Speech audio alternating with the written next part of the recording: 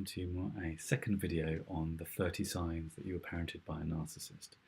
My name is Matt Fox and I'm a parental narcissistic abuse recovery expert. I work with adults who are parented by a narcissist or who experience childhood emotional neglect to overcome their childhood hurts and live their life with greater inner peace, finding their self-confidence and self-esteem and returning to their power and authenticity. So in the last video I talked about the 10 first signs that you may have been parented by a narcissist or experienced narcissistic abuse. Now I'm going to move on to the next 10 signs and start with number 11. So number 11 is about numbing out, and I talked about this in the first video. It's a really common experience for anybody who's experienced particularly complex trauma or single trauma events. And it's very, very common amongst people who've been raised by narcissistic parents. So numbing out can take the form, many different forms. It can be kind of like losing time, that you kind of zone out and suddenly, 10 minutes, 15 minutes, or even an hour later. Or it can take the form of numbing out through acting out activities. So you might numb out by continuing looking at your phone or playing games, watching TV, compulsive eating, drinking, drug taking, sex, shopping, workaholism, and they're all forms of numbing out or zoning out. And the technical term for this is dissociation, where you kind of step out of yourself to try and escape painful feelings. So it's a really helpful coping mechanism actually, and I want to sort of just normalise the experience of numbing out. People can feel a lot of shame and discomfort that they lose time or they act out in particular ways, but just to reassure you, this is a really powerful coping mechanism for extreme pain and discomfort. And it is possible to reduce the numbing out over time with support. But right now, if you're numbing out a lot, it's probably really important and it's supporting you. So just to reassure you, it's okay. The other type of numbing out can be kind of out-of-body experiences. So you might suddenly be looking at yourself in the mirror and you don't really recognise who you're seeing, or you might be feeling like you're out of your body, maybe to the right or above or behind or to the left or in front.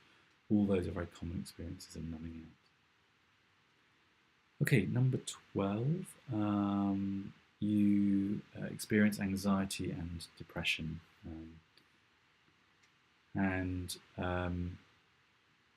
That can be really tough actually. Anxiety is a very common response to feeling, having the feelings of being raised by a narcissist. You're on edge, you're anticipating the worst all the time, you're bracing yourself. You're not sure whether things are safe at the moment. And the response to that is growing anxiety in your body, anxiety, anxious thoughts, anxious feelings. And the other side of that is depression. And depression usually comes from two sources in my experience. One can be the suppression of anger. So growing up in a narcissistic family, it's very unlikely that you were allowed to get angry, that you were free to feel those feelings. They would have been squashed down or dismissed or made light of. You've been told to grow up or put up or shut up. And you habitually then start to suppress those feelings of anger, and that's a really strong indicator of depression. And the second one is that you might just feel hopeless about your situation, trapped, feeling like it can never change. And this is really common also for adult children of narcissists. The situation is so painful, so repetitively pervasive in your life that you feel like it's never going to change. And that's a really tough one too. Okay, number 13. Yeah, that's kind of a build on what I've just said really. There's that feeling of powerlessness around change. If you've lived your whole life with the experience of being parented by a narcissist, that sort of core hopelessness about the possibilities of life and really living it on your own terms can really hang around with you right through your lifetime if you don't get support and help. The good news is it can change with the right kind of support. You can feel reconnected with your sense of power and purpose. But it often needs that kind of that mentorship or coaching or therapy to support you through that. Okay, number 14. Yeah, this is a classic one for people who are parented by narcissists, particularly if you had a narcissistic parent who expected a lot of you. And that is perfectionism. You can really develop a perfectionist streak. Sometimes that is an advantage in life. It can be a gift, to be meticulous about things and want to get them to the absolute best level possible. But when that becomes painful, so that actually you can never let go of a project or a task without feeling that it has to be done to perfection, then it might be becoming too much. And that myth that you grow up with was, if I'm perfect, if I do this brilliantly, I will get that approval, that affirmation, that love that I'm seeking, is one that needs to be busted, really, because that never comes. And of course, in adulthood, even though there's a part of you that really wants that approval and affirmation from your parent, it never really comes, and it probably never will. So that's a tough one. Okay, and often this one goes along with perfectionism. Number 15, people pleasing. So pretty much everybody I see who's been parented by a narcissist has this very strong people pleasing streak. You avoid confrontation like the plague. You want to make people feel good about themselves. You'll do that over and over again above your own needs. Taking care of others, as I said at the beginning. So people pleasing is a really big one.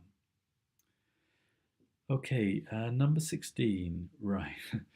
Okay, so you feel guilty, but you're not quite sure why. This is really common too when you grow up with a narcissistic parent. I suppose there's that sense of, over shaming and guilt tripping when you grow up with a narcissist.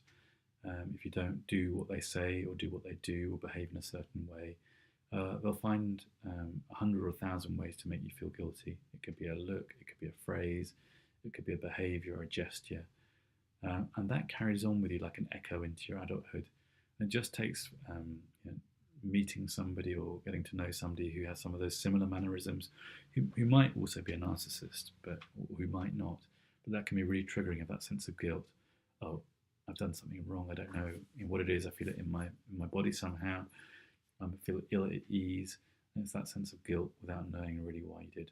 That's a really powerful sign of having been parented by a narcissist. Okay, 17, yeah, this is kind of a big one around self-esteem. So you might have this thing where you're really worried that if people really knew you, they wouldn't like you, they would reject you. So you get to be afraid of really showing who you are, your authentic self. Or you put on all these masks to make you seem a certain way, for that approval, for that sense of not getting into confrontation. So that can be really common when you've been parented by a narcissist. Number 18. Okay, you might not like to hear this one, but I'm guessing that if you're parented by a narcissist, you have a strong need for control. In your childhood, you had very little control. Your parent would perhaps even bully you, certainly manipulate you, make you feel guilty, as we've just been talking about, act in certain ways that would put enormous pressure on you to be a certain way, even if you didn't always have an awareness of that as a child. Maybe later in life you came into that awareness. So that can really lead to a powerful sense of needing to be in control in your adult life. It might be in very small ways. It might sort of manifest in OCD even. You might have a certain routine for doing things, or it might be as banal as washing the dishes in a certain order, or unpacking the dishwasher in a certain way, or doing things in a certain, with a certain particular focus. Or it might be much bigger than that. You might find yourself not tolerating other people's needs at times, and feeling like you need to be in control. And that leads us then to number 19, which is kind of the converse of that. You probably hate being controlled. This will be a real trigger for you.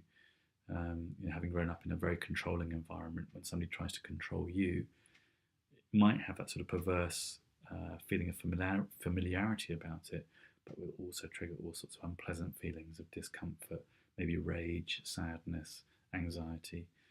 So you really probably won't like being controlled at all. Not that anybody does, for that matter, but for a child of a narcissist, it's a massive trigger. Okay, and then that brings me to number 20, and the final one of this second part of my series on 30 signs that you were parented by a narcissist. So number 20 is most of the time you're very placid and quiet, but when something really triggers your anger, you explode and go for it. So it's like you sit on your anger and discomfort, and you sit on it for time and time and time and time again, and then suddenly you can't hold it anymore, and you kind of blow up. And then when you blow up, there's that sense of deep shame and regret afterwards. And again, that really comes back to that echo of childhood, where if you did show your anger, you were probably shamed or belittled for it. So there we have it, the next 10 of my 30 signs that you're parented by a narcissist. And like I said with the previous video, these are indicators. You don't have to have experienced all these things, but if you experience some of them, maybe it's an opportunity to reflect on what was your childhood like, and was your parent narcissistic. So I'll be back for the third video, the last 10 signs that you're parented by a narcissist. And in the meantime, do check out my website at www.mattdfox.com for more information on parental narcissistic abuse and my free guide to reaching inner peace, the 10 steps to recovering from childhood narcissistic abuse. See you soon. Bye.